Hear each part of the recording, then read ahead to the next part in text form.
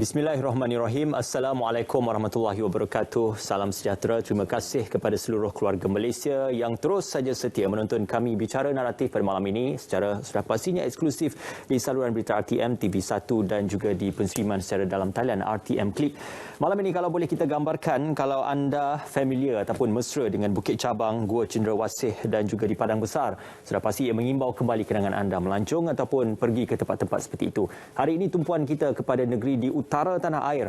Sudah pasti ini bukan hanya bercerita tentang lokasi destinasi pelancongan, tetapi bagaimana pembangunan ekonomi diterjemahkan di negeri utara tanah air, iaitu Perlis, untuk membawa bukan sahaja kepada masyarakat di negeri Perlis, tetapi juga untuk keluarga Malaysia secara keseluruhannya. Malam ini kita bercerita tentang program Perlis Pahadoi. Untuk kita bercakap lebih lanjut, saya Amat Bersati bersama dengan Yang Amat Berhormat Datuk Seri Azlan bin Man, Menteri Besar Perlis. Assalamualaikum, selamat malam Datuk Seri, apa khabar? Assalamualaikum warahmatullahi wabarakatuh. Okey, saya nak cuba bercakap utara punya, tapi tak apalah. Nanti insyaAllah selepas ini. Pahadoi itu, Datuk Seri, difahamkan membawa satu gambaran tentang kepedulian, keprihatinan. Jadi ini orang Perlis tahulah ni, kalau Pahadoi ni kan. Ini kesempatan terbaik Datuk Seri untuk memperkenalkan ataupun menceritakan tentang program Perlis Pahadoi, Datuk Seri. Terima kasih, Saudara Ismail. Terima kasih juga kepada RTM yang telah menjemput saya untuk bersama-sama dalam program bicara naratif pada malam ini. Ya, Pahadoi, saya rasa mungkin orang Perlis lah yang familiar dengan perkataan ini. Saya tak fikir orang di luar daripada Perlis familiar dengan perkataan ini. Betul. Jadi, dan perkataan ini pun sebenarnya dah semakin hilang di kalangan anak-anak muda di Perlis. Ya. Jadi, perkataan ini sebenarnya bawa maksud yang sangat mendalam seperti yang saudara Ismail sebutkan tadi, iaitu yang menunjukkan keprihatinan kita, bahawa dalam bahasa Inggeris itu caring lah, ya. Caring kepada rakyat, dalam konteks ini kepada rakyat, dan kita kaitkan dengan program-program yang bersifat kebajikan yang terarah kepada kemaslahatan rakyat itu, terutama sekali mereka yang dalam kategori B40 yang memang sebenarnya memerlukan caring ataupun pahadoi itu daripada pihak berkuasa negeri. Okey. Ini yang kita nak terjemahkan, Datuk Seri, kerana kalau kita melihat tentang kepedulian itu, dia juga berkolerasi dengan apa yang dialami di peringkat global ataupun negara kita, iaitu pandemik COVID-19. Tidak terkecuali kerajaan negeri Perlis juga berusaha untuk memastikan agar masyarakat dapat mendepani dan juga memerangi pandemik ini secara bersama, di samping memastikan kesejahteraan dan juga kebajikan masyarakat di negeri Perlis juga terbela. Perihal ini, apakah ianya juga dilaksanakan dan juga dilanjutkan oleh kerajaan negeri Perlis, bukan hanya bertumpu sewaktu pandemik, tetapi pasca pandemik beralih pada endemik, Datuk Seri? Ya, sebenarnya program Pahadoi ini telah pun kita laksanakan sebelum pandemik lagi. Ya. Dan ketika itu tumpuan adalah kepada bentuk-bentuk bantuan, ya, kepada keluarga-keluarga yang perlu dibantu, terutama sekali mereka yang dalam kategori B40 seperti yang saya sebutkan tadi. Dan apabila berlakunya pandemik COVID-19 dan ramai rakyat yang kehilangan pendapatan, ataupun pendapatan mereka berkurang dengan begitu serius sekali. Dan ketika itu mereka pula tidak boleh bekerja disebabkan sekatan-sekatan PKP yang telah ditetapkan oleh kerajaan. Jadi di sana keperluan kepada bantuan itu meningkat secara mendadak. Tapi alhamdulillah kita telah pun mempunyai satu mekanisme yang khusus yang telah pun kita gunakan sebelum itu untuk kita membantu mereka yang memerlukan bantuan. Dan kita dapat gerakkan jentera ini dengan mudah. Dan kita juga telah pun mempunyai aktiviti-aktiviti yang dianggap khusus untuk membantu. Salah satunya apa yang kita namakan sebagai PAMA. PAMA adalah merupakan program singkatannya kepada program agihan makanan asas yang kita berikan apa yang dikatakan bakul makanan kepada keluarga-keluarga yang memerlukannya. Dan mengikut keadaan, ada keluarga yang mungkin memerlukan dalam sebulan 2 kali, ada keluarga yang memerlukan mungkin sekali sebulan, dan kadang-kadang ada yang, dan tempoh itu pun kadang-kadang berubah-ubah. Kadang-kadang mungkin sampai satu tempoh setahun, dan sehinggalah mereka dapat berdiri atas kaki sendiri, barulah kita hentikan program yang sebegini. Dan selain daripada itu, kita juga ada program Pahadui yang lain, seperti kita membantu rakyat, terutama juga dalam kategori B40 ini, mereka yang tidak mampu untuk mempunyai rumah sendiri. Dan ini kita ada satu program khas yang telah kita peruntukkan sejumlah tertentu untuk kita membantu keluarga-keluarga sebegini untuk membina rumah secara percuma. Dan saiz rumah yang agak selesa, sama ada untuk 2 bilik ataupun 3 bilik. Dan ini kita bina secara percuma, tetapi penerima bantuan itu mestilah mempunyai tanah untuk dibina rumah tersebut. Jadi tanah ini tidak semestinya mereka miliki sendiri. Mereka mungkin mendapatkan kebenaran daripada tuan tanah untuk mereka membina rumah di atas tapak yang berkenaan. Dan selain daripada itu, juga di dalam program Pahadui ada keluarga-keluarga tertentu yang mereka telah punya rumah, tapi rumah mereka selalu usang dan telah banyak kerosakan-kerosakan yang berlaku. Dan mereka tidak mampu untuk membaikinya, kebocoran atap dan sebagainya, ataupun dimakan anai-anai. Jadi ini juga kita ada program khusus di mana kita membantu mereka untuk membaiki rumah tersebut secara percuma. Tapi jumlah yang diperuntukkan itu tidaklah sebesar jumlah yang diperuntukkan untuk membina rumah baru. Jadi ini di antara beberapa program di bawah program bantuan yang bersifat kebajikan untuk kemaslahatan rakyat yang telah kita perkenalkan di bawah program Pahadui. Sebenarnya ada lagi, kalau saya nak ceritakan, satu lagi kalau saya boleh sebut di sini adalah untuk golongan orang yang berniaga. Disebabkan ramai rakyat di Perlis ini dia adalah pekerja harian. Dan sebahagian lagi mereka terlibat di dalam aktiviti perniagaan secara kecil-kecilan. Dan mereka ini mempunyai kesulitan tertentu, misalnya untuk membesar dan memajukan lagi perniagaan mereka. Memang tidak ada modal. Dan kadang-kadang tidak mempunyai kelengkapan yang cukup pun untuk berniaga. Jadi di sini kita ada program khas di mana katakanlah ada seorang pemuda yang mempunyai tempat basuh kereta. Dan dia hanya menggunakan sistem pipe air yang biasa. Dan dia memerlukan water compressor. Dan dia tidak mampu untuk membelinya kerana itu mungkin akan kosnya mungkin melebihi mungkin mencapai RM2,000 atau RM2,000 lebih. Jadi di sini kerajaan negeri mengambil inisiatif untuk membantu mereka membelikan peralatan ini dan diberikan kepada mereka secara percuma. Dan dengan adanya peralatan yang sebegini, mereka dapat meningkatkan lagi perniagaan mereka dan di masa yang sama dapat meningkatkan pendapatan. Jadi ini adalah merupakan, jadi programnya itu lebih kepada untuk memantapkan mereka ini supaya dapat berdiri di atas kaki sendiri dan akhirnya keluar daripada kepompong bantuan kerajaan ataupun kebergantungan pekerjaan itu. Program itu berterusan, YB Datuk? Program itu berterusan sebenarnya.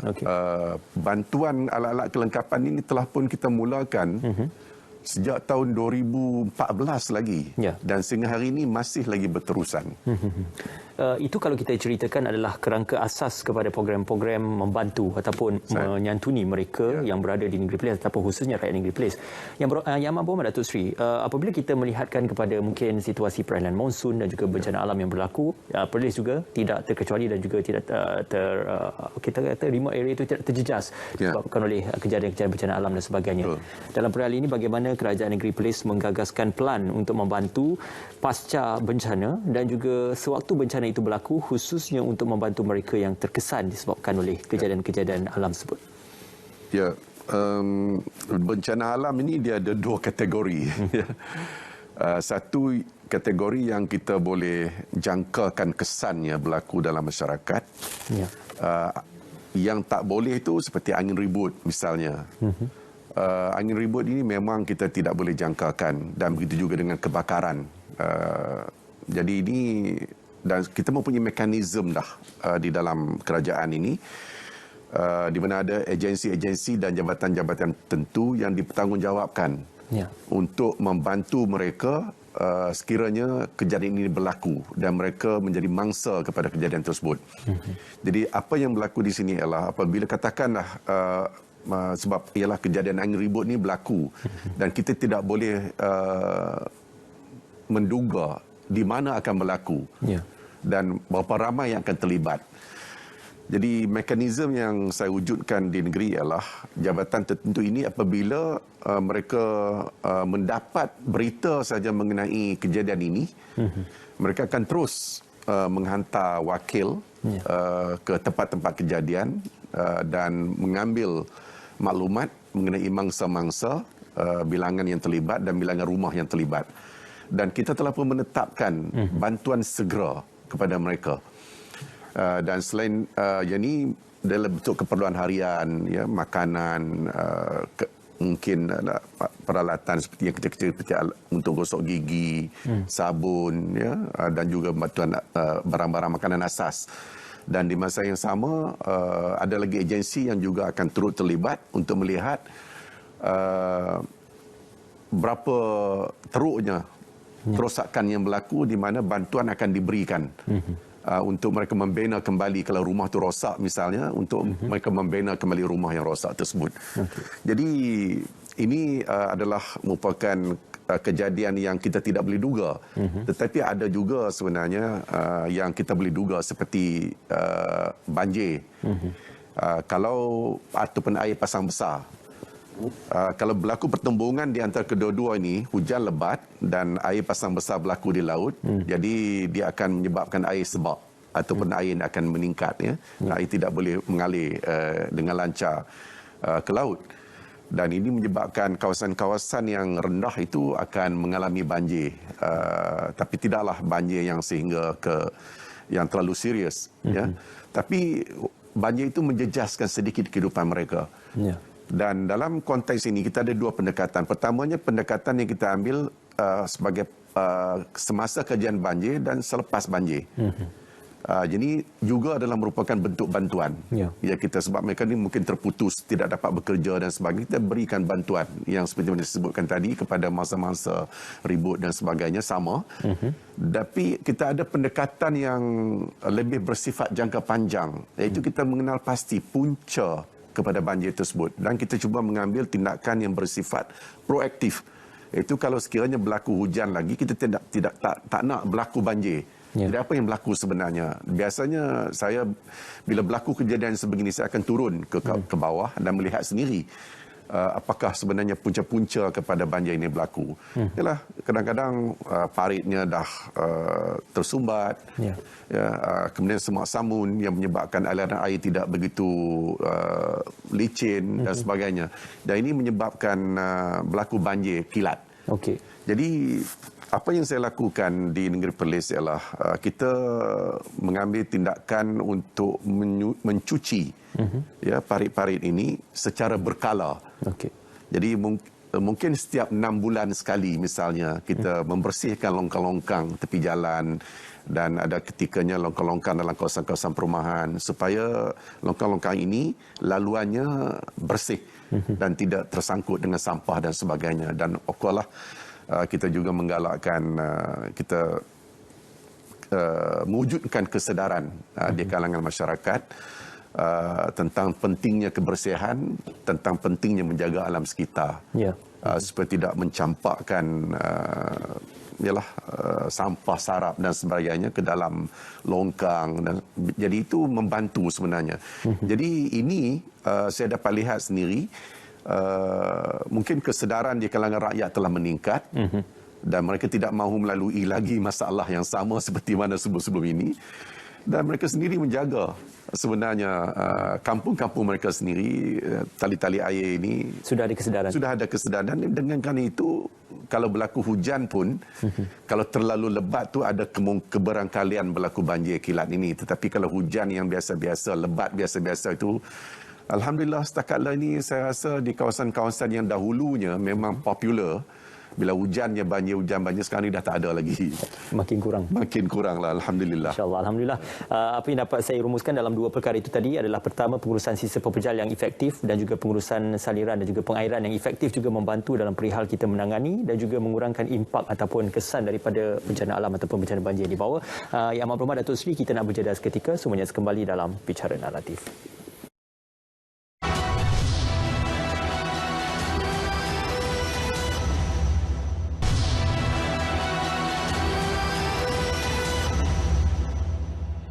Ya, sudah pastinya anda bersetuju bahawasanya ramai pengamal dan juga pemerhati politik merasakan bahawasanya apabila diberikan mandat untuk pembentukan sesebuah kerajaan, ahli politik ataupun pemimpin itu bukan hanya bergerak apabila pilihan raya sudah pun tiba, tetapi ianya berlangsung apabila pembentukan sesebuah kerajaan itu berlaku. Masih lagi bersama dengan Yang Amat Berhormat Datuk Seri Azlan bin Man, Menteri Besar Perlis. Yang Amat Berhormat Datuk Seri, difahamkan Yang Amat Berhormat Datuk Seri juga menerima sedikit respon daripada cara yang dilakukan Yang Amat Berhormat Datuk Seri seawal menerajui pimpinan Kerajaan Negeri Perlis apabila digambarkan sebagai unorthodox ataupun tidak tradisional ataupun digambarkan sebagai memberi kejutan kepada pemerhati-pemerhati politik, malah pimpinan yang banyak dirangka oleh Kerajaan Negeri Perlis. Jadi bagaimana perkara itu diselesaikan dan juga diusaikan supaya pendekatan itu walaupun nampak tidak seperti kebiasaan tetapi memberikan impak di kemudian hari, Datuk Seri? Okey, terima kasih Saudara Ismail. Ini adalah merupakan topik favourite saya. Yeah. Dan biasanya bila saya jumpa dengan rakan-rakan politik saya di Perlis dan juga dengan rakyat, ya, di mana yang boleh, dan berjumpa dengan pelbagai kerajaan, misalnya saya menerangkan pendekatan yang saya ambil dalam mentadbir negeri dan kaitan dengan politik adalah berbeza. Tidak sama seperti mana kepimpinan sebelum ini di Negeri Perlis. Okey. Sebab saya boleh kongsikan apa yang saya lakukan ya sejak saya dilantik sebagai Menteri Besar pada tahun bulan Mei 2013. Saya telah mula mengubah pendekatan yang diambil. Dulu-dululah ya. Ini tidak bermaksud sebagai suatu kritisisme sebenarnya, tapi mungkin ketika itu yang diperlukan. Tetapi apabila saya telah mengambil alih pucuk kepimpinan negeri, saya telah mengubah sedikit pendekatan itu. Berdasarkan keperluan ya, juga. saya tidak terlalu berpolitiking. Okey. Jadi kerana itu saya rasalah komen-komen yang dibuat, orang kata Azlan ni orang tak kenal sangatlah sebab jarang cakap.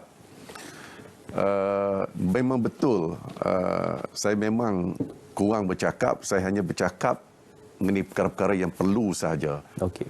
Soal-soal politik memang saya tidak komen langsung.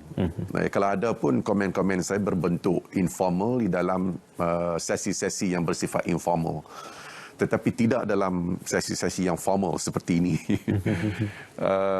Jadi apa yang saya tekankan ialah setelah kita diberikan mandat oleh rakyatnya selepas pilihan raya, mandat itu adalah rakyat mahukan supaya parti yang telah diberikan mandat itu bekerja. Ya. Apa bentuk kerjanya? Kerjanya adalah untuk membawa pembangunan kepada mereka dan untuk menjaga kemaslahatan mereka. Jadi ini yang saya tumpukan, dan kerana itu saya tidak memberikan ruang masa yang banyak kepada politiking. Okey. Namun begitu, apabila tindakan Datuk Seri itu dipolitikkan, apakah respon itu juga bersandarkan kepada tindakan politik, Datuk Seri? Ya, itu bergantung kepada bagaimana kita melihat, dari perspektif mana kita melihat perkara itu. Tetapi saya percaya bahawa walaupun tindakan yang saya ambil itu tidak nampak seperti saya berpolitik, tetapi natijahnya ataupun akhirnya dia adalah bersifat politik. Okey. Ya, sebab seperti mana kerajaan-kerajaan yang lain yang telah diberikan mandat telah diberikan kuasa oleh rakyat untuk memerintah, itu juga yang saya lakukan. Dan kita nak bawa sebanyak-banyaknya pembangunan yang memberikan faedah kepada rakyat. Dan kerana itu kita tidak mampu untuk menggunakan resources ataupun sumber-sumber yang ada ini kepada perkara-perkara yang tidak memberikan faedah, yang tidak mendatangkan kebaikan kepada rakyat. Jadi kerana itulah saya telah daripada awal lagi memberikan penekanan bahawa tugas utama kerajaan ini adalah untuk membawa sesuatu yang baik yang dinamakan pembangunan untuk memajukan negeri itu. Dan ialah negeri Perlis ni dia adalah di antara, dia termasuk dalam kategori negeri yang terkebelakang. Saya tak nak katakan negeri yang termiskin ataupun dalam kategori negeri yang miskin, tetapi saya katakan sebagai negeri yang agak terkebelakang dari segi pembangunan berbanding dengan negeri-negeri yang lain yang telah pun berada di hadapannya. Walaupun kita masih ada lagi negeri yang jauh ke bawah daripada Perlis, tapi Perlis masih tertinggal berbanding dengan negeri yang lebih maju ke hadapan. Jadi kerana itu saya telah mengambil suatu pendekatan bahawa kita harus memberikan tumpuan kepada perkara ini. Okey. Untuk tidak memastikan negeri Perlis yang disebutkan oleh Yang Amat Berhormat Datuk Seri tadi untuk terus berdaya saing dan tidak ketinggalan berbanding dengan negeri-negeri di sebelah jirannya itu, aspirasi untuk menjadikan Perlis sebagai bandaraya menjelang 2030 merupakan satu aspirasi. Namun persoalannya untuk merealisasikan dan juga menjadikannya realistik, apakah Perlis berkapasiti mempunyai sumber dari segi sumber manusia, ekonomi dan juga sumber alam untuk menaikkan dan juga merancakkan pembangunan negeri Perlis? Kerana kalau kita lihat kebanyakan negeri-negeri yang maju mempunyai sumber-sumber seperti ini digunakan secara sepenuhnya. Datuk Seri. Okey, sebelum saya respons kepada soalan tersebut yang juga merupakan satu favorite area saya lah. Okey. Saya harus juga menekankan tentang pendekatan yang telah diambil oleh kerajaan negeri dari segi bagaimana corak pentadbiran yang saya bawa. Ya. Pentadbiran saya mengambil pendekatan development centric politik. Okey. Itu politik yang kita gunakan sebagai vehicle untuk membawa pembangunan kepada masyarakat, iaitu politik yang berpaksikan kepada pembangunan ataupun development centric politik. Dan di masa yang sama kita juga mengambil satu pendekatan yang lain, iaitu yang seiring, iaitu rakyat centric politik. Iaitu kita menekankan tentang pentingnya kemaslahatan rakyat itu. Kita menjaga kebajikan mereka, berusaha untuk meningkatkan taraf hidup, sosioekonomi mereka dan sebagainya. Jadi ini dua pendekatan yang saya telah berikan tumpuan khas di dalam merangka dasar-dasar program-program dan juga projek-projek di negeri Perlis dalam tempoh mandat yang diberikan. Balik kepada wawasan yang telah disebutkan tadi, iaitu wawasan Perlis negeri bandaraya menjelang 2030. Ini sebenarnya penting sebab wawasan ini adalah merupakan suatu target ke arah mana kita nak pergi. Bila kita memandu kereta, kita mesti telah menetapkan destinasinya. Ya. Dan samalah juga seperti saya sekarang ini menjadi pemandu kepada negeri Perlis, dan saya mesti membawa Perlis ini ke satu arah. Dan arah itu mestilah sesuatu arah yang memberikan faedah kepada rakyat. Dan kita faham bahawa Perlis memang kurang dari segi sumber-sumbernya, sumber-sumber aslinya. Kita tidak ada hutan, tak banyak. Kita tak ada sumber mineral yang banyak. Dan kita juga tak ada kawasan yang luas untuk kita bangunkan, sama ada dari segi pertaniannya dan sebagainya. Jadi bagaimana kita nak mencapai wawasan Perlis negeri bandaraya dengan keadaan sumber-sumber yang sangat berkurangan ataupun tidak ada ini. Yang terhad ini. Jadi saya melihat ini, saya mengambil contoh beberapa negara di dunia yang tidak mempunyai sumber-sumber asli yang banyak. Singapura contoh? Ya, contoh yang rakan kita, neighbor kita yang terdekat, Singapura. Dan juga beberapa negara lain di Eropah misalnya yang kecil ya, seperti Luxembourg, Monaco, dan beberapa lagi lah negara-negara kecil yang telah maju dan kehadapan. Mereka menggunakan, bagi saya apa yang penting di sini, kita mestilah kreatif ya dalam mencari jalan dan apakah yang perlu kita buat yang boleh memberikan faedah. Ya. Saya melihat Perlis ini dia ada kekuatannya sendiri, iaitu dari segi lokasinya. Kalau saya boleh gunakan istilahnya, itu dari segi geographical location. Perlis has that advantage basically. So kita ada laluan jalan kereta api daripada Thailand terus masuk ke Malaysia melalui Padang Besar. Dan kita tahu jalan kereta api ini memang menjadi mode of transportation yang penting. Ya, dari segi penumpangnya, dari segi kargonya dan sebagainya. Jadi saya melihat bahawa fasiliti ataupun prasarana di pintu masuk Thailand ke Perlis, ke Malaysia itu melalui Padang Besar ini tidak ada kemudahan yang yang boleh menampung potensi perdagangan yang ada, iaitu border trade activities yang berlaku di sana.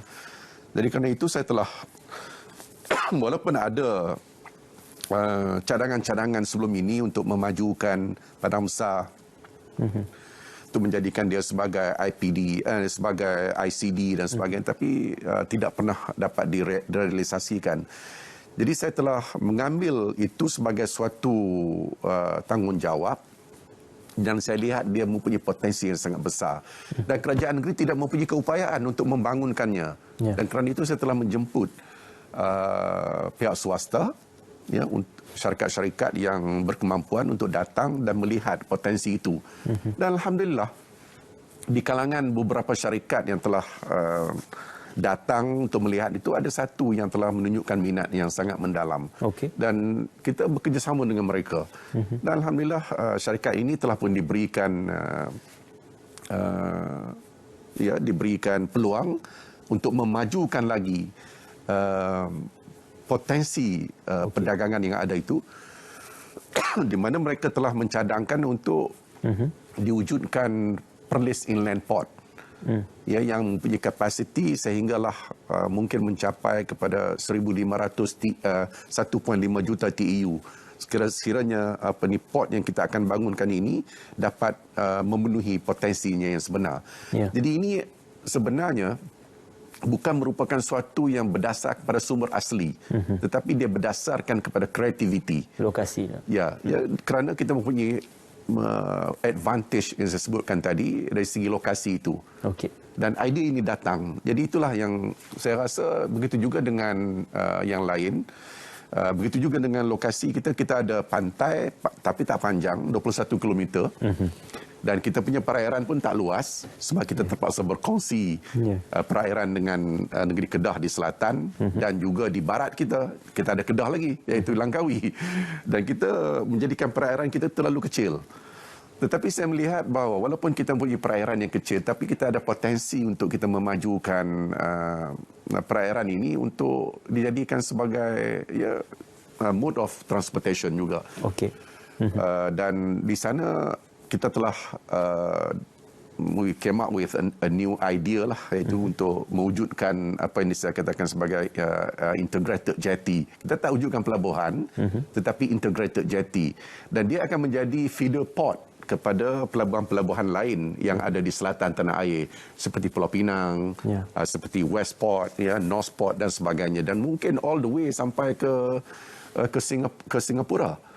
Jadi ini juga sebenarnya bukan sesuatu yang berdasarkan pada sumber asli, tetapi berdasarkan kepada kreativiti yang ada, dan itu pun tidak dibuat secara sewenang-wenang. Kita terpaksa melakukan kajian yang menyeluruh, dan kita berterima kasih kepada pihak Jabatan Laut Malaysia yang telah pun Maritime Department yang telah melakukan kajian Okey. kesesuaian di sana, dan didapati ada kesesuaian di beberapa lokasi tertentu di sepanjang pantai kita. Okey. Jadi itu kita gunakan dengan sebaik-baiknya dan datang idea untuk membina satu integrated ataupun jeti bersepadu yang saya sebutkan tadi, yang mungkin akan menjadi feeder port kepada pelabuhan-pelabuhan besar yang ada di selatan tanah air. Ya, sekurang-kurangnya potensi yang digambarkan itu diterjemahkan untuk menjadi peluang-peluang ekonomi yang boleh direalisasikan, dan bukan hanya berpaksi kepada aspirasi pihak kerajaan tetapi juga kerjasama dan juga libat urus swasta juga akan menghasilkan satu impak ekonomi yang lebih baik. Yang Berhormat Datuk Seri, kita akan kembali berehat seketika, semuanya sekali nanti dalam Bicara Naratif.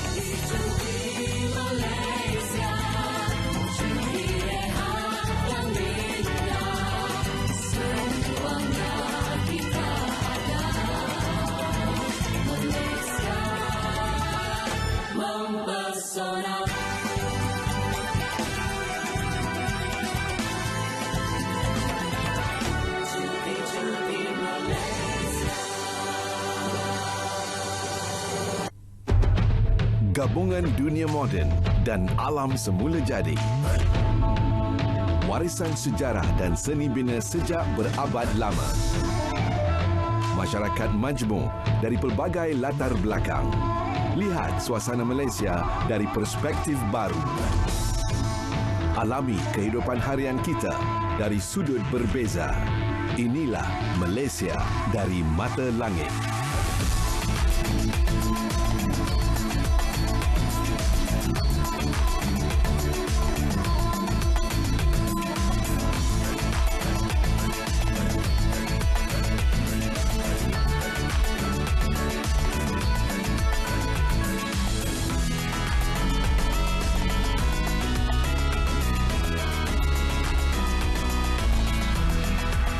Mewarnaimu hanya di TV1.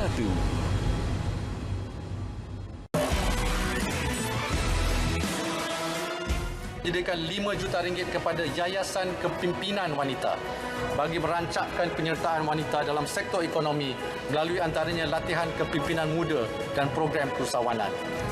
Bagi membantu usahawan wanita yang turut terkesan akibat COVID-19 serta sebagai langkah meningkatkan kapasiti perniagaan mereka, sejumlah RM230 juta dana pembiayaan akan disediakan antaranya melalui program Dana Nita di bawah MARA dan Tekun Nita di bawah Tekun.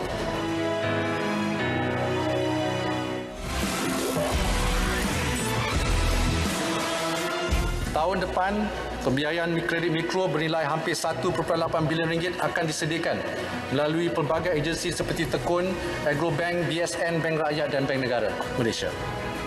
Yang Amat Berhormat Perdana Menteri Peka akan perlunya akses kepada pembiayaan tanpa faedah disediakan terutamanya bagi membantu para peniaga kecil. Dengan itu, skim pembiayaan informal dan mikro di bawah Tekun akan menawarkan pinjaman sehingga RM10,000 pada kadar faedah 0% berserta moratorium selama 12 bulan dengan keutamaan diberikan kepada peniaga sektor informal dan mikro. Selain itu, BSN dan Agrobank juga akan menawarkan pinjaman mikro sehingga RM75,000 pada kadar 0% juga untuk 6 bulan pertama serta kemudahan moratorium sehingga 6 bulan.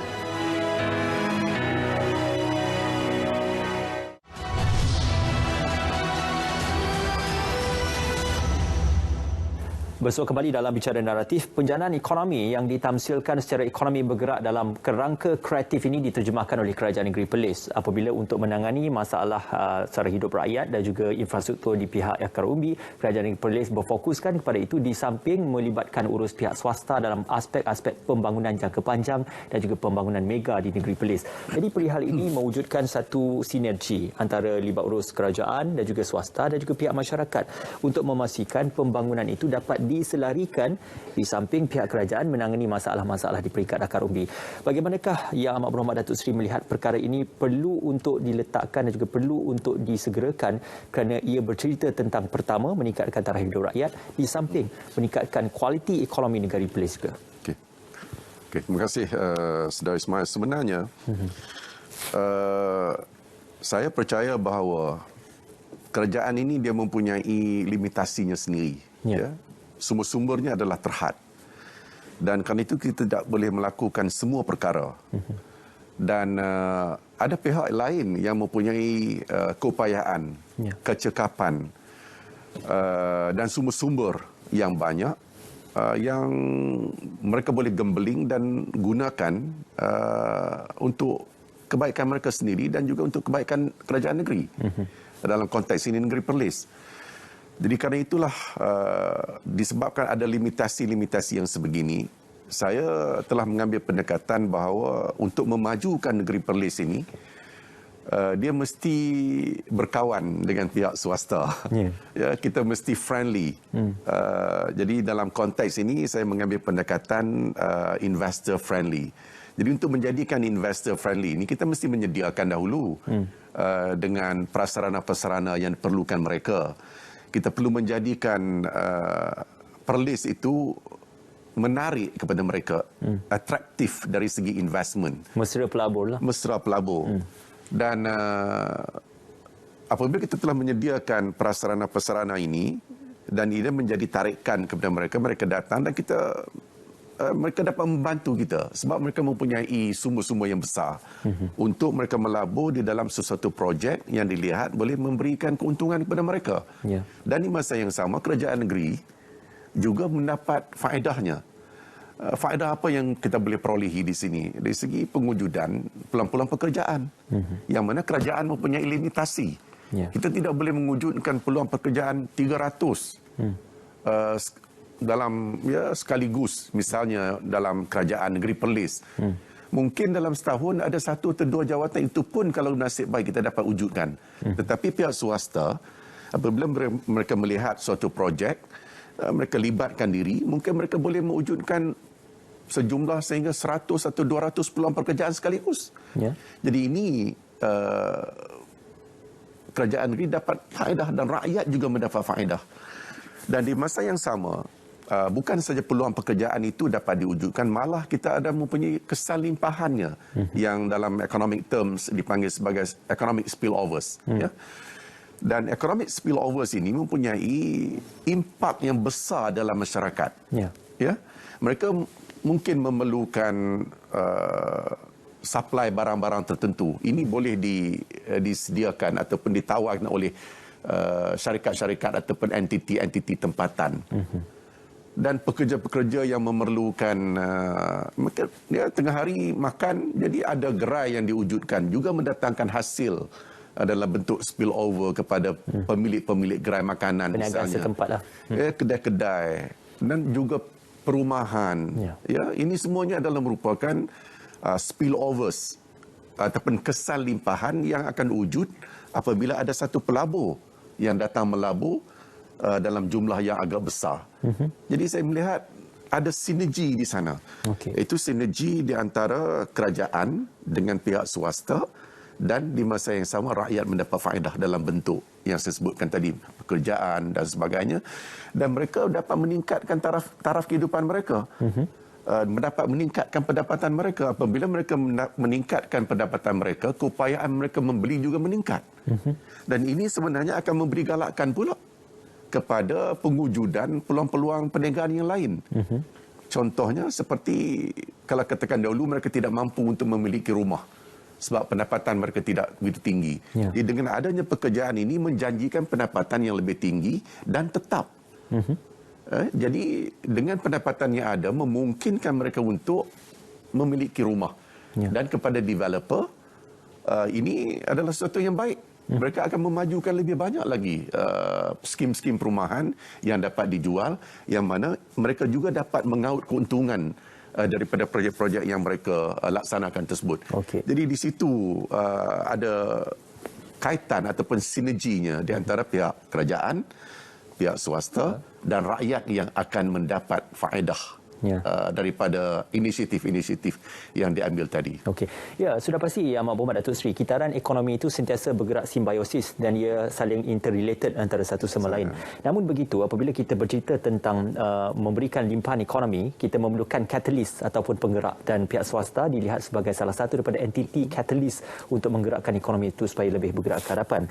Dalam perihal terkesan dan juga terimpak daripada wilayah pembangunan Koridor Utara, bagaimana Perlis juga menikmati hasilnya itu daripada bukan saja di negeri Kedah, Pulau Pinang dan juga Perak, tetapi Perlis juga dipersiapkan untuk menikmati limpahan daripada pembangunan Koridor Utara. Datuk Seri. Ya, Perlis adalah merupakan salah satu daripada 4 negeri yang terletak di bawah Koridor Utara. Dan ada agensi kerajaan di sana yang menyelia keseluruhan aktiviti ini, dan di samping merancang dan juga untuk memudahcarakan apa yang kita rancang di peringkat negeri dan sebagainya, iaitu NCIA, Northern Corridor Implementation Authority. Dan kita bekerjasama rapat sebenarnya dengan pihak NCIA dalam hal ini kerana penyaluran peruntukan untuk melaksanakan projek-projek prasarana yang besar adalah melalui mereka. Jadi kita bekerjasama rapat dengan mereka, dan di masa yang sama mereka juga menyediakan khidmat nasihat kepada kerajaan negeri mengenai langkah-langkah yang betul yang perlu diambil dan sebagainya. Malah mereka membantu banyak dari segi sumber sebenarnya. Macam katakan di Perlis ini, saya telah mengambil inisiatif untuk mewujudkan satu kawasan industri, apa yang kita panggil sebagai akronimnya CVIA ataupun CVIA, Chuping Valley Industrial Area, CVIA. Dan kita tidak ada wang sebenarnya untuk memajukan kawasan seluas 3,000 ekar. Dan walaupun kita boleh merancangnya, tetapi kita tidak mempunyai sumber untuk melaksanakannya kerana kita terpaksa menyediakan prasarana-prasarana yang besar, yang diperlukan oleh pihak swasta untuk mereka datang melabur. Dan di sinilah peranan yang dimainkan oleh pihak NCIA. Mereka menjadi saluran kepada peruntukan-peruntukan yang disediakan oleh Kerajaan Persekutuan, dan mereka melaksanakan projek-projek ini bagi pihak kerajaan negeri. Sebagai contohnya, macam sekarang ini kita dah masuk fasa pertama dalam pelaksanaan CVIA ini. Kerajaan Persekutuan telah membelanjakan melebihi 200 juta untuk melaksanakan prasarana-prasarana asas yang diperlukan oleh pihak swasta sebelum mereka datang melabur. Dan ini dilakukan oleh pihak NCIA, dan mereka telah menyediakan khidmat tenaga skill manpower di sana. Orang-orang yang pakar dalam bidang-bidangnya yang membantu kerajaan negeri. Kerajaan negeri boleh datang dengan idea tertentu tetapi tidak ada keupayaan. Jadi kerana itulah kita bekerjasama dengan mereka, dan kita dalam konteks Koridor Utara ini nampaknya kita pun tumpang mendapat faedah daripada apa yang dilakukan oleh pihak Kerajaan Persekutuan melalui NCIA ini. Ya, rakyat juga turut terkesan daripada faedah yang dinikmati oleh kerajaan negeri tersebut. Yang Amat Berhormat Datuk Seri, kita nak kembali berjeda seketika. Sebelum kita akan kembali untuk merumuskan bicara nanti pada malam ini program Perlis Pahadoi untuk bersama dengan Yang Amat Berhormat Menteri Besar Perlis.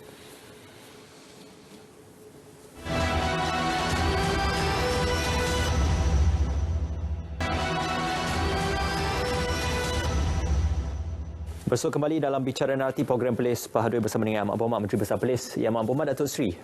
Perlis ini digambarkan sebagai mempunyai kawasan-kawasan tarikan yang masih belum diteroka dan juga masih belum dinikmati keseluruhannya dari segi pelancongan dan juga destinasi pelancongan. Dalam menjadikan agenda ekoturism itu, apakah ia juga termasuk dalam agenda kerajaan negeri untuk menjadikan Perlis sebagai lokasi ekoturism ataupun ekopelancongan, Datuk Seri? Ya. Memang benar. Sebenarnya sektor pelancongan juga dilihat oleh kerajaan negeri sebagai satu lagi sektor yang berpotensi untuk menyumbang kepada pembangunan di negeri Perlis. Tapi dalam memajukan sektor pelancongan di Perlis ini, saya mengambil pendekatan yang agak berbeza sedikit daripada yang sebelum-sebelumnya. Sebab pada saya, Perlis ini telah pun mempunyai cukup tarikan. Ya.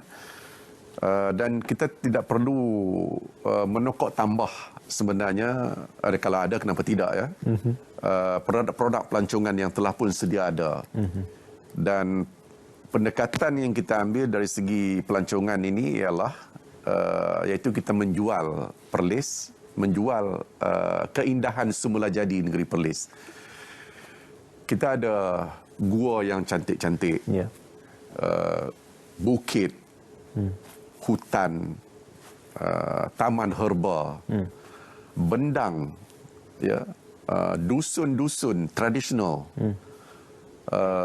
aktiviti penangkapan ikan, malah aktiviti memancing di musim-musim tertentu juga boleh dijadikan sebagai suatu tarikan ataupun produk pelancongan. Ya, jadi inilah sebenarnya yang kita promosikan selama ini, dan alhamdulillah dia nampaknya telah menunjukkan kesan yang sangat-sangat positif. Apabila kita melancarkan program promosi pelancongan yang berdasarkan pada produk-produk semula jadi ini, telah mendapat rangsangan, telah mendapat respons yang sangat kuat daripada masyarakat. Malah kalau saudara Ismail ingat ya, sebelum diperkenalkan emergency, iaitu sebelum bulan 12 tahun sudah, tiba-tiba aja Perlis diserbu oleh pelancong-pelancong tempatan daripada luar Perlis. Tapi malangnya, selepas beberapa minggu kita dapati kes-kes COVID telah meningkat dengan mendadak, dan diperkenalkan emergency dan sebagainya. Jadi program itu terhenti. Tetapi program promosi kita berterusan. Kita tunjukkan video-video pendek. Kita juga engage dengan penggiat-penggiat media sosial. Kita engage dengan reporters yang mengkhusus dalam bidang pelancongan. Kita juga engage dengan tour operators daripada luar Perlis, supaya mereka dapat mengembangkan package pelancongan mereka dengan memasukkan Perlis bersama. Dan ini telah menyebabkan apabila sahaja kita memasuki fasa 3 PKP, dan juga setelah kita mencapai waktu vaksinasi itu yang dipanggil yang mass vaccination itu, kita telah mencapai tahap 70% lebih, dan kebebasan diberikan untuk bergerak di dalam negeri. Dan apabila sahaja kita telah dibenarkan untuk melakukan pergerakan dalam negara, Perlis telah sekali lagi diserbu. Sehingga hari ini, saya sendiri pun tak boleh percaya berapa ramai pelancong-pelancong yang datang ke tempat-tempat tertentu di Perlis, seperti di Padang Besar, di Kuala Perlis dan sebagainya. Dan kita punya tempat-tempat pelancongan semula jadi seperti dalam hutan, menjadi tarikan yang sangat menarik kepada mereka. Dan malah ada tempat-tempat tertentu yang mana booking yang telah dibuat lebih awal, dan fully book, dan orang-orang yang kemudian tak dapat untuk mendapatkan tempat tersebut. Tunggu giliran lain lah pula. Tunggu giliran.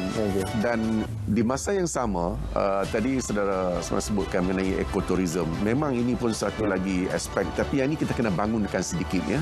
Sebab ini memerlukan penglibatan daripada pihak swasta untuk membangunkan kawasan-kawasan pelancongan agroturism mereka itu. InsyaAllah. Jadi memang kita adalah yang itu pun memang salah satu lagi perkara yang menjadi keutamaan kepada kerajaan negeri, insyaAllah. InsyaAllah. Benda ini akan menjadi kenyataan mungkin agaknya dalam masa yang tak berapa lama lagi lah. InsyaAllah selamat maju jaya juga diucapkan kepada kerajaan negeri Perlis, selamat maju jaya kepada Yang Amat Berhormat Datuk Seri selaku Menteri Besar Perlis. Alangkah bertuahnya menjadi rakyat negeri Perlis dan juga alangkah bertuahnya mempunyai pimpinan di bawah Yang Amat Berhormat Datuk Seri Azlan bin Man, Menteri Besar Perlis bersama dengan kita pada malam ini. Terima kasih sekali lagi Yang Amat Berhormat Datuk Seri. Terima kasih kerajaan negeri Perlis bersama kami dalam edisi eksklusif Bicara Nanti pada malam ini. Program Perlis Pahadoi yang sudah pastinya ia membawa kepengertian bahawa kepedulian kerajaan negeri Perlis